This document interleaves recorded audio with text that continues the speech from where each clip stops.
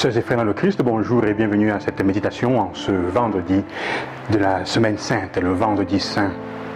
Nous continuons dans notre cheminement, notre périple comme ça, notre, je pourrais dire, pèlerinage avec le Christ, en l'accompagnant dans ce moment délicat de sa vie, mais surtout aussi, on peut dire, en nous laissant accompagner, en essayant de laisser que ce qu'a été la vie du Christ, ce qu'est sa vie, ce qu'il a vécu puisse nous aider à nous améliorer, à changer, à grandir et à aimer davantage, à devenir de bons croyants et de bons chrétiens.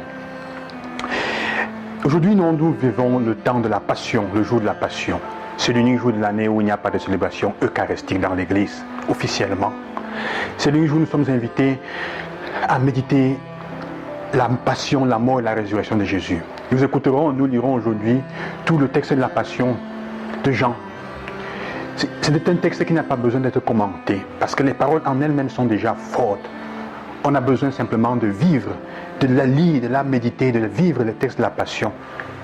Ce qu'on a noté dans ce texte, c'est que Jésus ne parle, il n'y a presque personne qui parle. Les femmes sont muettes, les disciples sont muets et fuient. Le Christ lui-même est muet, et il ne dit qu'une seule parole sur la croix. Ou peut-être deux, en fonction de l'évangéliste qui écrit. Seigneur, pourquoi m'as-tu abandonné? Élie lama sabachthani, j'ai soif. Des paroles simples, qui sont en fait des prières. Ou alors, en dernier lieu, mère, voilà ton fils, fils, voilà ta mère. Il confie l'Église à Marie. Il confie ceux qui vont venir après à Marie.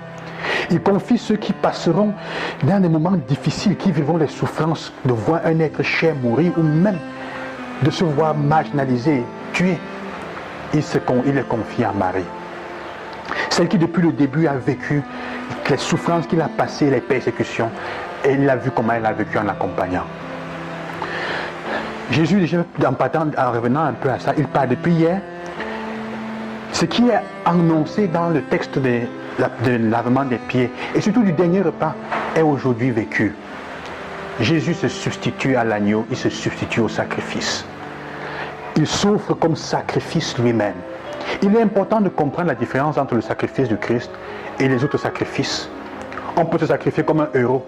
Un héros. En fait, on meurt pour que les gens se souviennent de nous. On défend, mais en sachant qu'ils vont se souvenir de nous, c'est une forme de suicide. Mais donner sa vie en sacrifice pour les autres, c'est un peu comme je disais hier pour le repas. Renoncer à quelque chose exprès, en pleine conscience pour le bonheur de l'autre. Alors Jésus décide de tuer, de nous, pas sa vie et pas sa mort. Il décide d'anéantir la mort. Il décide d'enlever à la souffrance tout ce qu'elle a d'époustouflant, on peut dire, de vraiment dramatique, voilà le terme. Il nous donne le secret pour affronter la mort. Il nous donne le secret même pour affronter les attaques de mauvais esprits, les attaques maléfiques. C'est pour ça que le sacrifice du Christ est le meilleur définitif, perpétuel contre toutes les formes de mal ou de mort. Le sacrifice d'animaux, de poules, est à répéter chaque fois.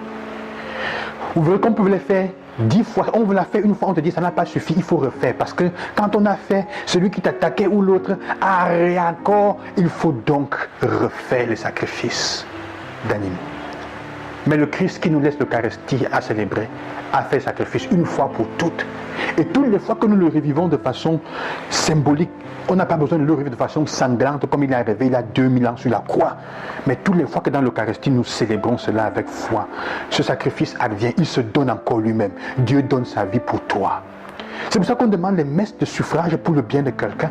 C'est pour ça que si vous prenez la peine, si un jour vous décidez de renoncer à quelque chose de vous-même, pas les jeunes qu'on fait, de renoncer à quelque chose qui vous coûte cher, pour le bien de quelqu'un que vous aimez, ce sacrifice a plus de valeur, parfois a plus de valeur que tous les sacrifices d'animaux qu'on peut faire. Parce que Dieu prend cela en compte. C'est un don total qui annule tout ce qui peut arriver. On craint ceux qui se sacrifient, les innocents qui se sacrifient gratuitement. Surtout quand tu es innocent, surtout quand tu n'as rien à voir avec ça. Jésus n'a rien à voir, il est innocent. C'est pour ça qu'il se tait. Parce que s'il ouvre la bouche pour parler, tous ceux qui sont en train de le condamner de façon injuste sont ceux qui vont écoper de son sort. Alors il garde le silence. Il garde le silence et il nous enseigne que Marie est celle qui n'a qu'à nos côtés pour nous accompagner. C'est pour ça que nous sommes invités aussi à vivre notre vie de fatigue et de difficultés avec Marie. Ton rosaire, ta prière de chapelet, est-ce que tu l'as fait? Le soir avant de dormir, est-ce que tu l'as fait? Quand tu es dans la souffrance, la difficulté, est-ce que tu l'as fait? Parfois on veut raisonner. Jésus dit, mais voilà tes enfants. Nous sommes ses enfants. Et il dit, vivez votre souffrance. Marie est là pour vous accompagner dans toutes les souffrances que vous avez à vivre.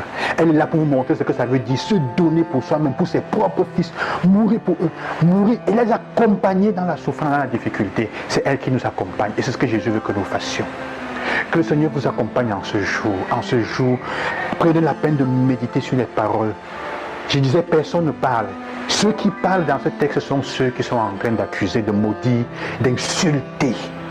Quand il y a la grande souffrance, l'une manière avec laquelle on peut l'affronter, c'est se taire. Si vous répondez à ceux qui vous agressent, vous donnez l'opportunité de vous faire davantage de mal. Dans la souffrance, quand vous faites souffrir, il ne faut pas répondre avec la même modalité. Il ne faut pas insulter, alors vous n'êtes pas différent et vous créez le courant. Ce qu'ils sont en train de dire, ce sont des malédictions, vont vous atteindre parce que vous répondez de la même manière. C'est pour ça que personne de ceux qui est là et qui font du bien ne répond. Il n'y a que ceux dans la souffrance, ceux qui souvent parlent, sont ceux qui généralement sont les artifices et qui cautionnent ta souffrance. Celui qui t'aime vraiment va te protéger, te soutenir quand il ne peut rien faire. S'il peut agir, il agira directement, sans devoir contrecarrer et insulter les autres. Que le Seigneur vous bénisse et qu'il nous enseigne cela. Jésus montre aujourd'hui que la non-violence est la voie meilleure pour construire un monde de paix. La non-violence. Et parfois, la meilleure façon de vivre la non-violence, c'est de se taire. Parce qu'alors, c'est la voie qui porte Allah au succès. Parce qu'on remet entre les mains de Dieu la dernière parole. Et c'est ça que Jésus fait. Entre tes mains, Père, je remets ma vie, je remets les dernières paroles. Et Dieu répondra. Que le Seigneur vous accompagne et qu'il vous bénisse. Bonne journée et à demain.